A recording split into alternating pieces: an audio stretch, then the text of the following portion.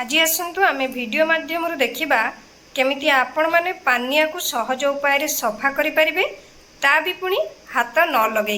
ताले चलंतु वीडियो आरंभ करिबा। गुड आफ्टरनून आपण समस्त को मो तरफ नमस्कार। आशा करछि आपण माने समस्ते भलरे थिबे मु भी भलरे अछि। चलंतु वीडियो आरंभ करिबा। किंतु वीडियो आरंभ करिबा पूर्व आपण मान यदि आपण मान भितर केही जदि आज मो चैनल ले नुआ थांती ताले प्लीज प्रथम चैनल टी को सब्सक्राइब कर दियौ। पाखरे थिबा बेल आइकन को क्लिक करंतु जहा फल मो नुआ नुआ वीडियो रो नोटिफिकेशन आपण मान पाखरे खूब शीघ्र पहुंची जिवो। आ आपण माने मते सपोर्ट करि परिबे आगु को जीवा पई। आ एते पर्यंत जो माने मते सपोर्ट करि आछथि समान तो प्रथम मोर बहुत बहुत धन्यवाद। ताले चलंतु वीडियो आरंभ करिबा। सेथिपाई आमे प्रथमे किछि पानी गरम करिबा। एबे आमे गोटे बड़ पात्र नबा। आपण माने थाली नै पारंती बा आपनकर जे कोनसी बड़ जिंस गोटे नेबे। सेथिरे एबे आपण माने गरम पानी जो गरम करचंती ताकू एबे देई देबे। तापरे आपण माने किछि शैम्पू देबे। जो शैम्पू आपण माने यूज करंती सेही शैम्पू गोटे चामच एथिरे देबे।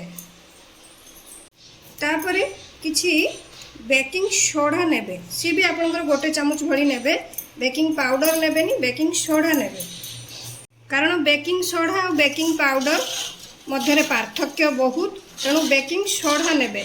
एकु एबे भल भाबरे आपण माने मिक्स कर देबे। तापरे आपण माने सेही पानिया गुडी को जो पानिया गुडी को आपनकर मैला हेछि सेही पानिया गुडी को आपण माने एथिरे एबे गोटे गोटे करी सब को दे देबे। देय को किछि समय जोटा 30 मिनिट पाखापाखि आपण माने एकु छाड़ीबे।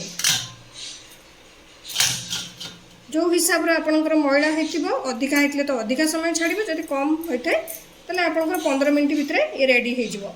एबे आमे किछि समय एकु एबे छाड़ीबा। किंतु आपण माने मने रखिथिबे जेंति पानिया गुडी को आपनकर पानी रे जो आमे पानी जो बनैलु जो सॉल्यूशन से सॉल्यूशन जेंति पानिया गुडी को पूरा डीप हे के रहइबो। 30 मिनिट परे बा 15 मिनिट परे आपण जते समय रखि परिबे देखि पारुथिबे हमर ऑटोमेटिक ये मैला सब बाहरी जाइछि। हमर खाली आपण माने एंती पानिया डबो एपट सेपट करि नेबे। देखि पारुथिबे हमर पानिया पूरा पूरी सफा हे जाइछि। आ जदी आपण मानकर किछि भी मैला जदी लागि जाए बा छाडेनी तो आपण माने ब्रश यूज करि परिबे। नहले देखि पारुथिबे हमर मैला पूरा पूरी चली जाइछि। हमर पानिया पूरा पूरी सफा हो जाइछि। कि जति जिद्दी दाग लगी जाइछि बहुत दिन हैला पानिया आपनकर सफा हेइनी तो से जगह रे आपण माने ब्रश यूज करि परबे। नहले ब्रश रो कोनोसे आवश्यकता नै। आपनकर पानिया सफा हे जिवो। जदि आपण मानकर देखले छाडुनी जिद्दी हे जाइछि तो आपण मानकु जणैली ब्रश साहाय्य रे टूथब्रश साहाय्य रे आपण माने सफा करनेबे पानिया को। देखि पारथिबे पानिया हमर सफा हे जागलानी। आपण माने केवल पानिया सफा प्रणाली को जोटा कि मेथड को देखुथिबे। आ मो आपण मानकु तो मोर पुराना वीडियो जोटा कि पूर्व वीडियो रे जणैछि मो पुअर सब काम एया से सब पानिया को एपट सेपट छाटी ता दांत गुडी को भांगी दे थाए। तेणु आपण माने एकु इग्नोर करिवे। आपण माने केवल मेथड टी देखिबे जोटा कि पानिया सफा करिवार सहज मेथड। आपण मानकु कोनोसी हाथ लगेइबार नाही। आपण मानकु तो मु देखैली बिना हाथ लगेइ कि आपनकर पानिया पूरा सफा हे जाउछि। मैला ऑटोमेटिक बाहरी जाउछि। तले चलंतु एकु एबे आमे धोई नबा। आपण माने तो पुराना वीडियो रे मोर जोटा कि प्रीवियस वीडियो रे आपण माने बहुत सारा भल पाइबा सेथिरे मते देइछंती। सेति आपण मानकु समस्त को मो तरफ बहुत बहुत धन्यवाद। तले चलंतु हमर पानिया गुडी को एबे धोई नबा।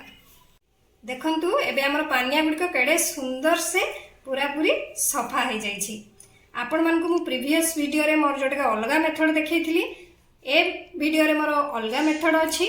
तो आपण मानकु जो मेथड टी पसंद से हिसाब रे आपण माने आपणक घरे थिबा पानिया को पूरा पूरी चमकाई देबे।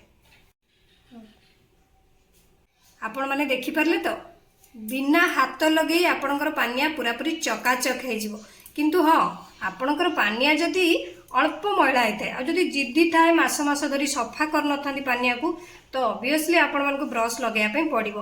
किंतु नहले जदि हल्का मैला अछि नॉर्मली आपण माने सप्ताह को थरे पानिया तो आपन को सफा करिया पे दरकार जोटा कि निहाती आवश्यक पानिया को आपण माने सप्ताह रे थरे सफा करिवे। नचेत आपण माने 15 दिन थरे करि परिबे किंतु सप्ताह रे थरे सफा करबा दरकार। ତ ଯେଉଁମାନଙ୍କର ସଫା ଥିବ ହାଲକା ପାନିଆ ମଇଳା ହେଇଥିବ ତ ହାତ ନ ଲଗେଇ ଆପଣଙ୍କର ପାନିଆ ପୁରାପୁରି ଚକାଚକ ହେଇଯିବ। ଆଉ ଯେଉଁମାନଙ୍କର ଜିଦି ଥିବ ବହୁତ ଦିନ ହେଲା ପାନିଆ ସଫା କରିନଥିବେ ତ ତାଙ୍କୁ ଟିକେ ବ୍ରସ୍ ଲଗାଇବା ପାଇଁ ପଡ଼ିବ। ଆଶା କରୁଛି ଆପଣମାନଙ୍କୁ ଏହି ପାନିଆ ସଫା କରିବାର ମେଥଡ଼ଟି ଭଲ ଲାଗିଥିବ। ତାହେଲେ ରହୁଛି, ପୁଣି ଦେଖାବୁ ନେକ୍ସଟ ଭିଡ଼ିଓରେ। କିନ୍ତୁ ଆପଣମାନେ please like comment share subscribe କରିବା ପାଇଁ ଭୁଲିବେନି। ମୋତେ ତାହେଲେ ବିଦାୟ ଦିଅନ୍ତୁ। ନମସ୍କାର।